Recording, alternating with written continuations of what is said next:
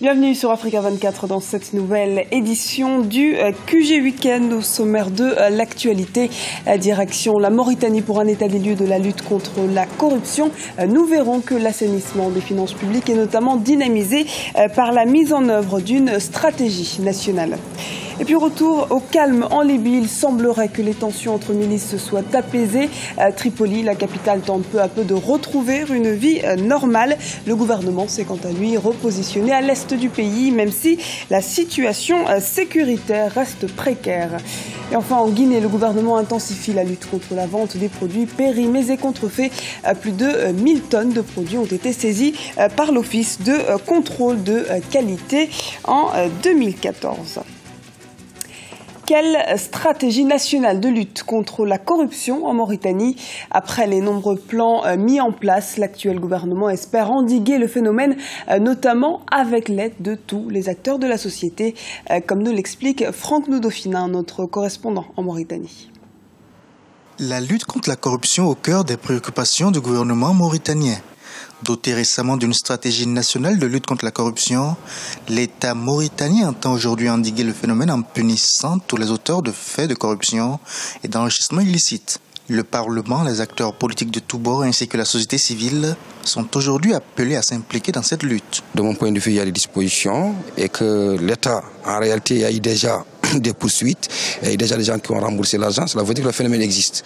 Il faut continuer à lutter jusqu'à l'éradication. Même dans les pays les plus développés, plus sophistiqués, le phénomène existe, mais il faut le combattre. Aujourd'hui, on peut dire que il y a un combat contre la corruption, mais il n'y a pas encore d'institution juridique pour combattre ce fléau à fond. Lors de son investiture pour un deuxième mandat en août 2014, le président Mohamed Ould Abdelaziz a réaffirmé son engagement pour l'assainissement des finances publiques. Seule question, la stratégie nationale de lutte contre la corruption s'attaquera-t-elle véritablement à tous les auteurs de faits de corruption et même aux personnes proches du pouvoir en place? Les détracteurs du parti au pouvoir n'y croient pas. Malgré les résultats positifs déjà enregistrés dans cette lutte, ils estiment que beaucoup reste à faire. Incontestablement, la gabegie, la corruption ont reculé, c'est évident. Elles ne sont plus aussi systématiques qu'avant. Mais n'empêche que les détracteurs du pouvoir actuel disent que si elles ont été pas totalement éradiquées, elles ont été largement diminuées. Elles sont désormais circonscrites à un cercle fermé de gens qui profitent de cette situation-là. Rien qu'à voir le policier qui est sur la route, le gendarme, le fonctionnaire qui doit signer un papier, le haut fonctionnaire qui doit attribuer un marché. En fait, tout le monde baigne un peu dans cette mare-là, malheureusement.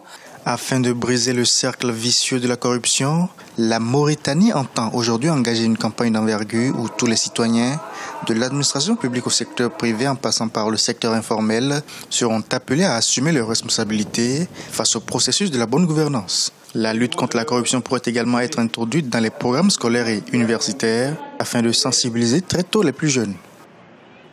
Autre combat, celui de Boko Haram, qui reste au cœur des préoccupations du continent. Ce combat se concrétise de jour en jour, notamment après la confirmation du décès du leader du groupe par les forces armées camerounaises et nigérianes. Parallèlement, le président nigérien Mahamadou Issoufou a annoncé la tenue le 7 octobre prochain d'un sommet à Niamey afin de mutualiser leurs efforts de lutte contre la nébuleuse. Écoutons à ce propos Xavier Messé, directeur de publication du quotidien Mutation.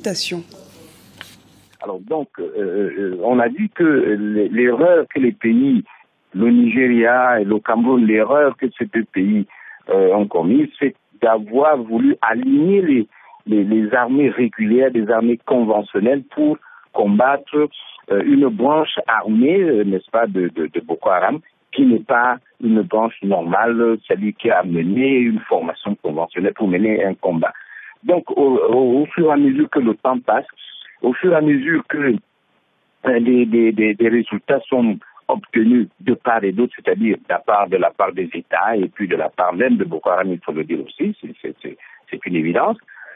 Les pays, ce sont les pays concernés, ceux qui sont en première ligne, le Cameroun et le Nigeria, ont révisé leur tactique. Et aujourd'hui, les résultats sont là, c'est-à-dire que on a multiplié, on a développé le renseignement, d'abord le renseignement informel et ensuite le renseignement normal, conventionnel, qui est le renseignement de la police, qui est le renseignement des armées. Dans l'actualité également, calme relatif en Libye. Après des semaines d'intenses combats entre milices rivales, la population profite d'une situation apaisée. Un apaisement jugé toutefois fragile par certains, comme nous l'explique Yohan Djameta.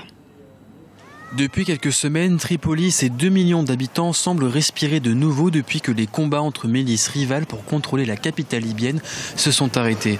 Le gouvernement s'est même déplacé provisoirement à l'est du pays. Plus de 3 ans après le début de la révolution et le renversement du guide de la révolution Mouammar Kadhafi, la vie quotidienne des Libyens est rythmée par des phases d'effervescence et d'accalmie.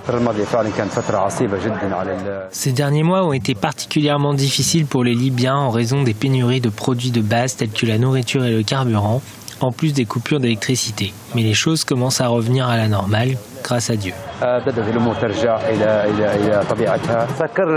Nous avons dû rester fermés pendant presque 45 jours et aujourd'hui nous avons ouvert. Grâce à Dieu, la sécurité règne et les voitures circulent de nouveau. Dans un pays classé comme l'un des premiers exportateurs de pétrole en Afrique, même la population rencontre des difficultés à s'approvisionner en carburant. Avant, nous pouvions rester 3 jours à attendre de mettre du carburant dans notre voiture. Aujourd'hui, Dieu merci, nous n'attendons plus qu'1 heure. Cette semaine, plusieurs pays du continent ont appelé un cessez-le-feu en Libye. Les habitants, quant à eux, espèrent trouver rapidement une sérénité durable. En Guinée, le gouvernement et l'association des consommateurs unissent leurs forces pour lutter contre la contrefaçon. La lutte contre la vente des produits périmés et contrefaits passe notamment par une meilleure sensibilisation de l'hygiène alimentaire. Les précisions de Mohamed Lamine Solano, notre correspondant en Guinée. La chasse aux produits périmés est renforcée en Guinée, pendant que les produits alimentaires à bon marché attirent de plus en plus de consommateurs, surtout les ménages à petit budget. Le gouvernement envisage d'intensifier la sensibilisation sur l'hygiène alimentaire, renforcer les contrôles sur les étals des commerçants et traquer les vendeurs de produits avariés et périmés pour assainir le marché local. J'ai aussi fait en sorte que tous les acteurs soient associés à l'opération. Nous avons arraisonné plus de 200 tonnes de farine fortifiée mais avariée. Et donc, ce stock important de farine se trouve actuellement dans un magasin scellé et nous sommes en train de procéder à la mise en place d'une commission d'incinération. Pour l'année 2014, plus de 1000 tonnes de produits périmés ont été saisis par l'Office de contrôle de qualité et une quantité importante d'articles non conformes retirés du marché. Ces produits incriminés sont pour la plupart des denrées alimentaires à forte consommation en Guinée, tels que le riz, la farine et le sucre. Peu connus du grand public, l'Association de défense des consommateurs s'implique dans la chasse aux aliments avariés. La synergie avec les autorités renforce le dispositif de traque des vendeurs de produits périmés. Nous avons eu l'honneur d'avoir l'autorisation d'installer un observatoire des consommateurs au port autonome de Conakry. Ça nous a permis, cette année, en 2014, d'identifier 3500 tonnes de riz avariés qui étaient dans le magasin MC2, MC3 de Transco, au port autonome. Ça nous a permis d'alerter les autorités et les autorités ont pris les dispositions et ça nous a beaucoup soulagés. Avariés et contrefaits, ces produits constituent une menace réelle de santé publique selon les spécialistes.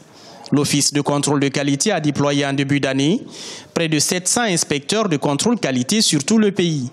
Objectif des initiateurs, renforcer les contrôles dans les marchés pour protéger les populations des produits impropres à la consommation. Ce journal a été réalisé par l'ensemble de la rédaction. Nous vous remercions pour votre fidélité. Retrouvez dans un instant une nouvelle édition de l'actualité sur Africa 24.